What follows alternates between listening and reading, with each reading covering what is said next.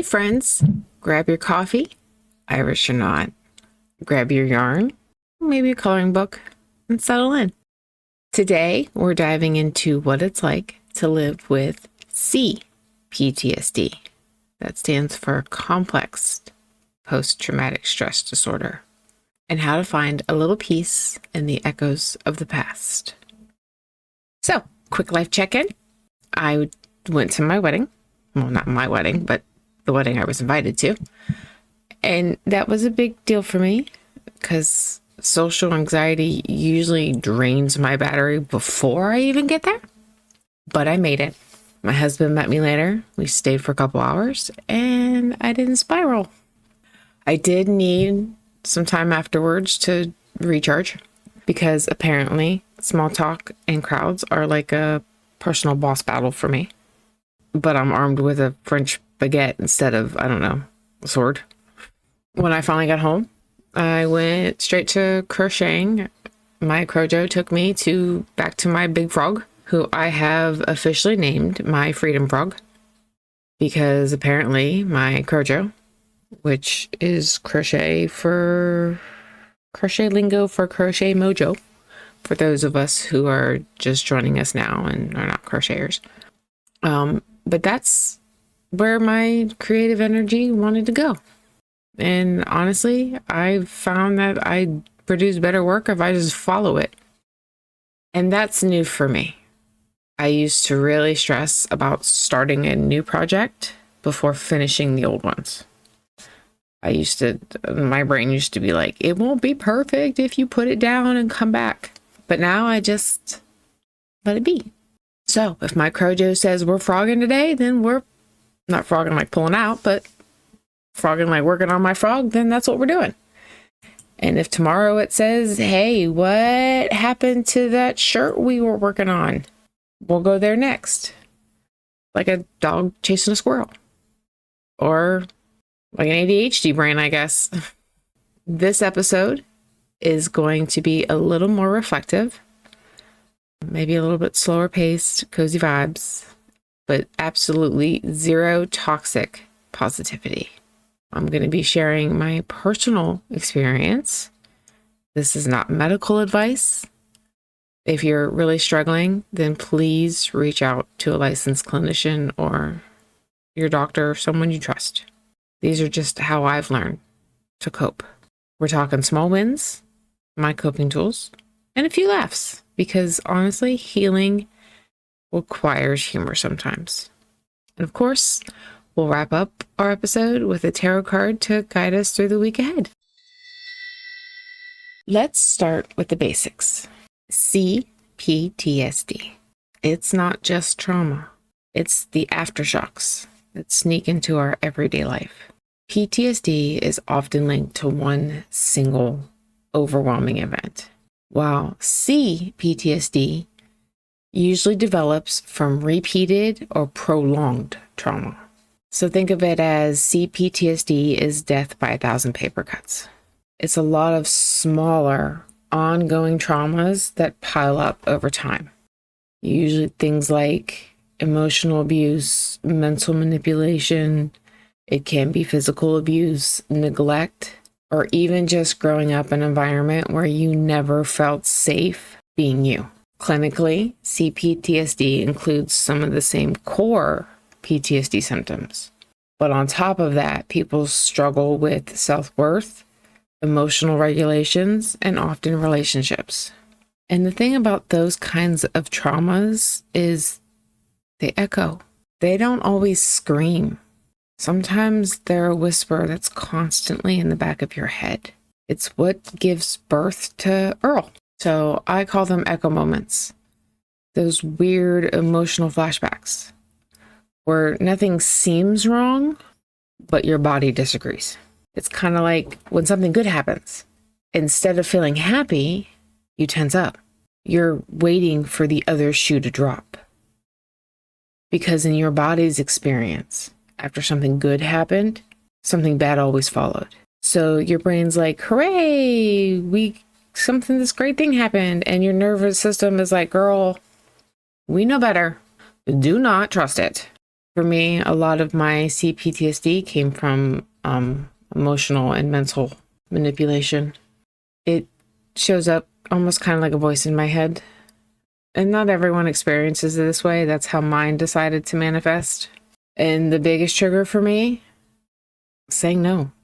Every time I said no, I would get slammed with this tidal wave of guilt. Like, how dare I set a boundary? And that guilt had a voice. And it sounded exactly like the person who caused it. I named it Earl. Flipping the gender, giving him a goofy theme song, turned that voice of doom into a running joke. When I was in therapy, I did the cognitive behavioral therapy. It's a big, long process about retraining your brain. And my therapist said something that really stuck with me. That person is not a reliable source of information. And it just like blew open a door. Like, seriously, I considered getting it tattooed on me somewhere. It became one of my grounding truths. So when that guilt shows up, I remind myself that that voice is not my truth. It's an echo, and it is not a reliable source of information. The healing from CPTSD, it looks different every single day. Some days you feel strong and self-aware. Other days, it's like your body's on dial-up internet, trying to connect in peace while it's making all them weird sounds. I won't make it because nobody actually enjoys those sounds. And that's okay. Wherever you are in your healing process, remember this. You are not what happened to you. You are what you choose to become. Take a breath. You are not broken. You are just learning your new rhythm after years of surviving in noise.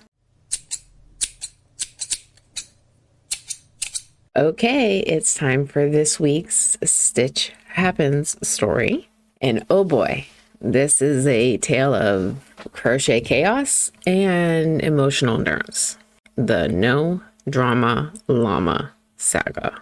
So this week's Stitch Happens is about a project that almost made me give up on learning to read patterns before I even started. So I had seen the Twisted Hatter. She has a burlap chap. I'm a big Nightmare Before Christmas fan, but there was no video. It was a written pattern, and I didn't know how to read patterns. Well, I used to follow the Crochet Crowd, which if you're learning to crochet, they have a lot of good tutorial videos. But he had posted a new project that they were going to work on, the No Drama Llama. And now I started this thing because I was going to be, a real by the book crocheter. So things like Natalie, the Twisted Hatter, and Grinning Goats, all of those, they have amazing projects, but no YouTube tutorial, just a written pattern, which I get. And I just thought, I want to be one of those people, that can read the pattern and make an awesome project. Spoiler alert. Either I was not ready or I picked the wrong project. You see, the pattern, Mikey also made a video. So it was perfect for me. I'm more of a visual learner. And I thought I'll follow along, make some coffee, make a cute llama. What I did not realize, because again, I can't read patterns. And I don't know, I was just so focused on learning that I didn't look at the project, was that each piece of fur was a loop made from a group of stitches. Each piece of fur. And it was about 10 stitches per loop for the entire body, head, tail, legs. So it was like voluntarily crocheting a fuzzy punishment. I do recommend if you want to learn how to read patterns. For me, that was the easiest way. I would read the pattern, like what I thought the pattern was telling me to do. And then I would go to the video and I would watch them explain that row. And I could see where I'd read it right and where I'd read it wrong and go from there. And let me tell you, I played yarn chicken so close with that thing. It was squawking. I even had to make the feet, like the bottom hoofs, I guess, a dark brown because they didn't have fur. And it bought me enough of the light brown that I was making the body in to survive. I was down to like the last inch. It got to the point where it was like, if I lose this, the llama is going to be a short-haired alpaca, and we're just going to call it a design choice. I also spent a lot of time putting that project in the timeout bin, which is what I do when it annoys me a lot. I'd pick it up, get frustrated, toss it back in the bin, glare at it across the room. You know, the usual creative tension between artist and yarn beef. And I'd go to watching my TV show while this judgmental little gremlin sat there staring at me like, I don't know, I owed it money. And then came the legs. Oh, the legs. You had to put the legs over the fur. So the pins wouldn't hold it. Stitches fought back. And I had to invent, for me, a whole new trick just to get them attached. So I had to take scrap yarn and tied the legs to the body. And I did like a north, south, east, west kind of, just to hold the damn things down. Because again, you had to attach the legs over the fur. It was a lot of cussing and probably threats. And I probably yeeked that thing across the room a few times. Mind the cats, they're playing. But she did stand eventually, and she was glorious. And I learned by the end how to read a pattern. And here's the kicker. I think Sky's having an energy burst. That no drama llama, well, that was actually the first thing I had ever sold. Someone had bought it for their little girl. So all that cussing, coffee, and crochet chaos, it was totally worth it. So let's talk about safety. And it's not like lock your doors, set the alarm kind of safety. I mean emotional safety.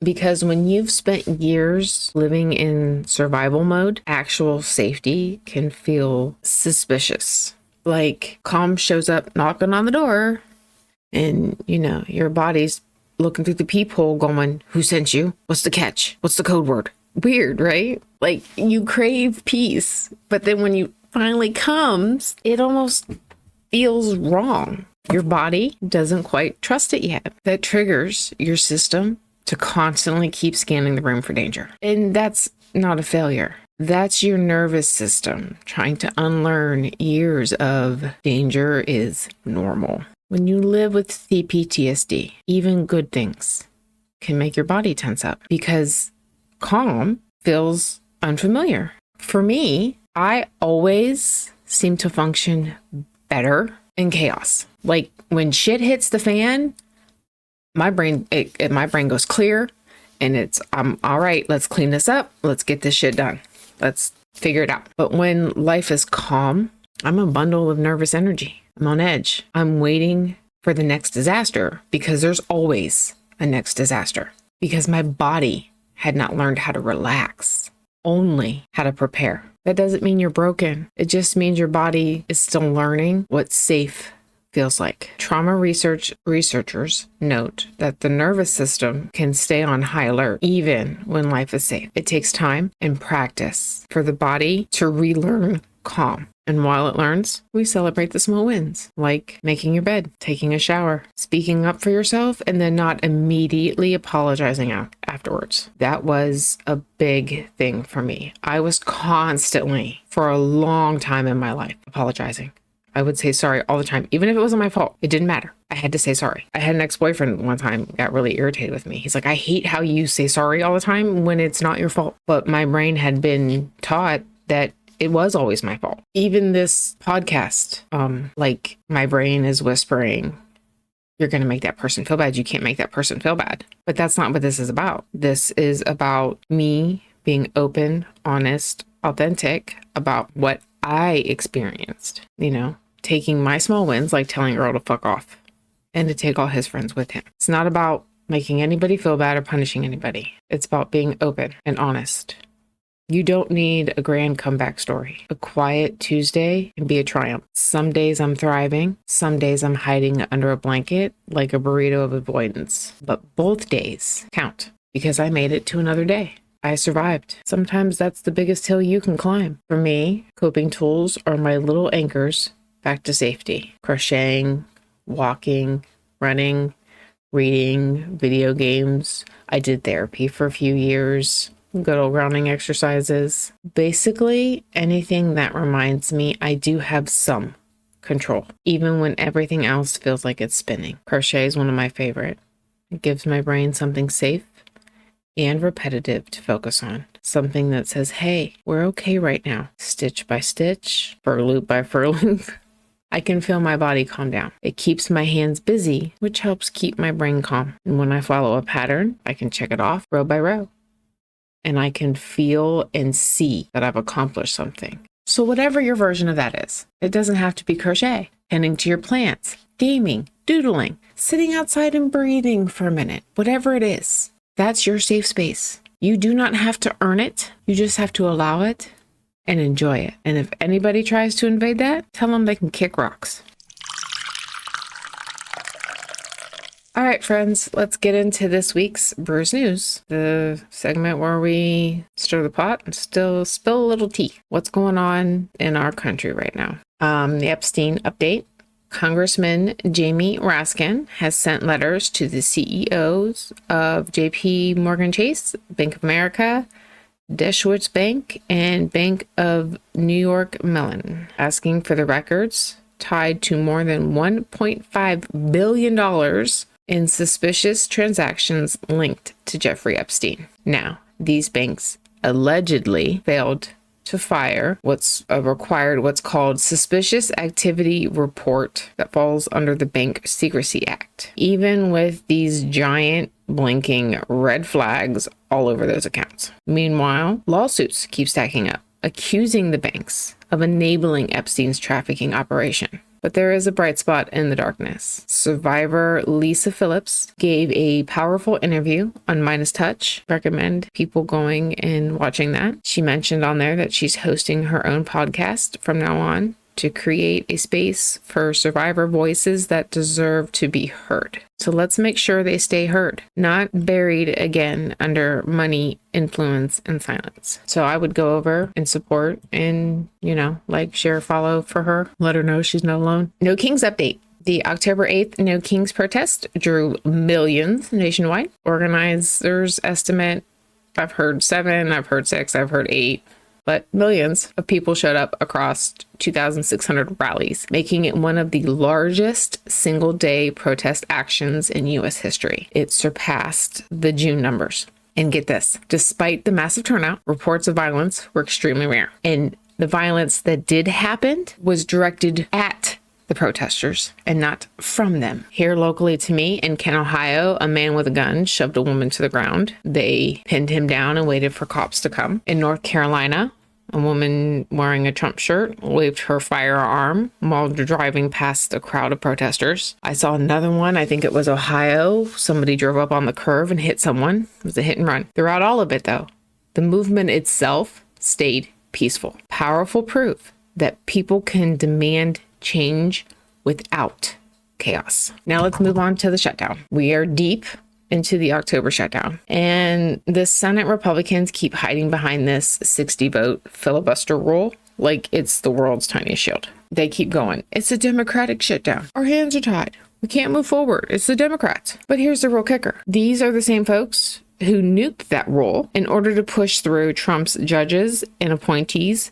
with a simple majority, which means the rules are flexible when they want them to be. Now, all of a sudden, it's a sacred tradition when it comes to paying federal workers. So we can nuke it when we need to push through appointees that won't get the votes. But when it comes to the budget, now it's a tradition. The cats aren't happy about it either, it looks like. Over in the House, well, somebody went through with a calendar and figured out they've worked 12 days in the last 3 months. 12. Because Speaker Mike Johnson keeps sending them on vacation to avoid tough votes and swearing in. Must be nice to get paid for not working while blaming everybody else for the reason you're not working. So just to sum this up, Epstein enablers are finally under the microscope, and survivors like Lisa Phillips are leading the real fight. The No Kings movement just proved peaceful power is still power. And the shutdown circus, don't buy the our hands are tied act. They just don't want to untie them. That's your Brews News for the week. Stay caffeinated and critical, my friends. Let's talk about healing in progress. Do you know what's wild? Just admitting your trauma, that alone is progress. For a lot of us who grew up with emotional or mental abuse, there's this extra hurdle. Our scars aren't visible. So we start to question ourselves if what we went through was really that bad. We tell ourselves other people had it worse. I'm fine. We downplay it because people can't see it. And because people can't see it, we feel like people won't believe us. But here's the truth.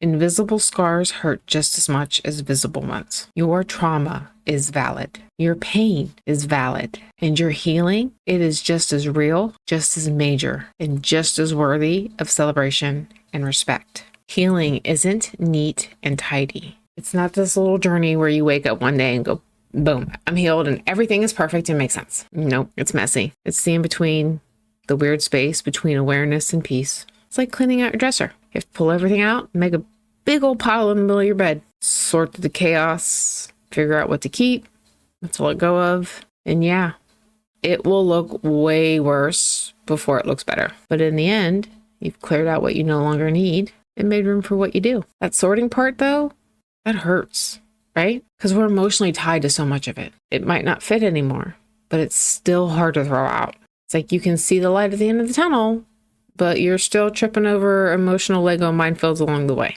And sometimes progress doesn't even look like progress. It's not always I'm thriving and glowing. Sometimes it's realizing things like I need a nap instead of pushing yourself harder, or saying I can't do that today and not feeling guilty about it. That's healing too. I've learned that a part of healing is relearning safety through routine. The little things, crafting, podcasting, gaming, making coffee, taking walks, they rebuild trust with yourself. Every time you show up for your rituals, your brain goes, oh, we're safe here. We can relax for a bit. And honestly, even you listening right now, it's healing too. Because it means you're connecting, you're learning, you're reminding your nervous system that you're not alone in this. Healing in progress is not a warning sign. It's a badge of honor. You are doing the work, even if it's quiet, even if no one sees it or claps for it. And it is worth more than you know. All right, time to shuffle things up. Literally, this week's card is strength. And honestly, could it be any more fitting? Picture this. The background is dark, shadowy. On the right side stands a massive white lion. It's pure white, except for its glowing ice blue eyes that practically hum with power. He's standing on a rock, looking down at a young woman who only comes up to his nose. But she's not afraid. She's calm, grounded. Her hair is tied back in a low ponytail, and she's wearing a simple white smock.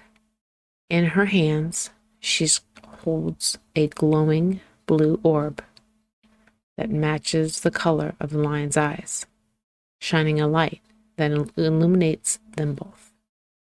The lion radiates strength, not aggression, not control, just presence. He's waiting for her cue. He is her strength in physical form. That quiet, steady power we all carry, but forget we have. Upright, this card is all about courage, patience, and resilience. The kind that comes from compassion, not force. It's that deep breath you take before you speak your truth. It is surviving the storm without losing your softness. Reversed, it shows up when we're doubting ourselves, when it feels like our inner lion's gone on vacation and left us to fend for ourselves. But even then, it's not weakness. It's an invitation, a reminder to reconnect with your calm. To remember that strength doesn't always roar. Sometimes it just waits. For anyone living with CPTSD, this card is a powerful mirror. It's about surviving what you never should have had to, and still choosing kindness, still showing up, and still trying. Strength is not about pushing harder. It's not about pretending you don't have pain. It's about living through it day by day. It's sitting with yourself when the echoes get loud and whispering back, I'm safe now. It's looking at the pain and knowing the lion will stand beside you. Not fight the storm, but hold you steady through it. So if journaling's your thing, maybe reflect on this. Where have I shown strength, even if no one else saw it? That's where the healing hides, in the quiet proof that you're still here, still growing, still strong. All right, time to wrap up today's episode. Remember, you're not broken. You're rebuilding, one brick at a time. Some days you might get to stack a few. Some days, maybe just the one. But the fact that you keep showing up, that's strength. That's your lion roaring. And that's the real work. The quiet kind that nobody claps for, but matters the most. And before you go, take a little time for yourself. Go stretch, take a deep breath, maybe crochet a row or two. Let your brain unwind a bit. You earned it. And hey, if today's episode resonated with you, go ahead, like, share, follow, subscribe, all the things that the algorithm loves. It helps the show grow. And honestly, it makes my caffeinated heart extremely happy. Thanks for joining me for another episode of Coffee, Crochet, and Conversation. Until next time, keep your stitches sassy, your coffee strong, and your spirit grounded.